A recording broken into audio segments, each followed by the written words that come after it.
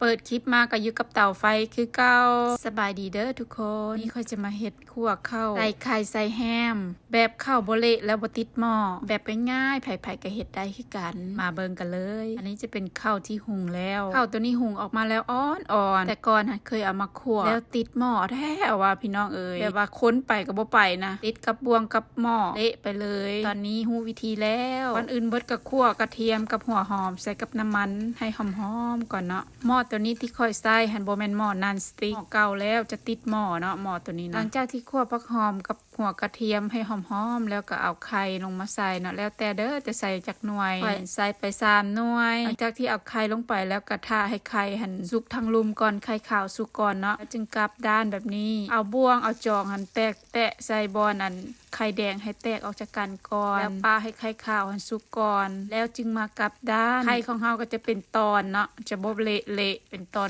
น้อยๆจากนั้นก็เอาแฮมลงมาใส่นางใส่เป็นแฮมไก่งวงคั่วพัดให้แฮมหันสุกก่อนหลังจากที่แฮมสุกแล้วก็จึงเอาผักลงมาใส่เด้อพี่น้องหลังจะใส่แกนถั่วถ้าผู้ใดมีสาลีก็สามารถใส่สาลีน้ำก็ได้คั่วผักให้สลบก่อนเนาะจากนั้นก็จึงเอาข้าวที่เฮาหุงสุกแล้วเอาลงมาใส่ข้าวตัวนี้หุงใหม่ๆเลยเนาะได้ปะไว้ข้ามคืนเด้อพี่น้องบ่ได้ปาใส่ตู้เย็นอีกเพราะว่าผัวหันจะไปกินกาดเนาะบ่เอาข้าวเก่าเด็ดขาดเพราะว่าถ้าหากเอาข้าวเก่านะเฮ็ดให้ข้าวบูดในระหว่างทางวันเราส่วนสิกินข้าวก็ประมาณเที่ยงแล้วเราไปแต่เช้าเนาะเราก็อุ่นข้าวแต่เฮือนนี้ไปตอนบ่ายพุ่นเราจึงกินนะย่านว่าข้าวบูดต้องเอาข้าวใหม่เท่านั้นบ่เอาข้าวข้ามคืนจากที่เอาข้าวลงมาแล้วก็เคี่ยข้าวให้แตกออกจากกันก่อนแล้วมาปรุงด้วยเกลือแป้งนัวขนอน้ำตาลผงปาปริก้าแล้วคนเข้ากับเครื่องปรุงให้เข้ากันดีจะบ่ใส่ไฟแห้งเด้อใส่ไฟกลางค่อนอ่อนถ้าหากใส่ไฟแห้งข้าวของเขาคนบ่ทันนะอาจจะไหม้ก่อนหรือว่าติดหม้อไปเลยก็มี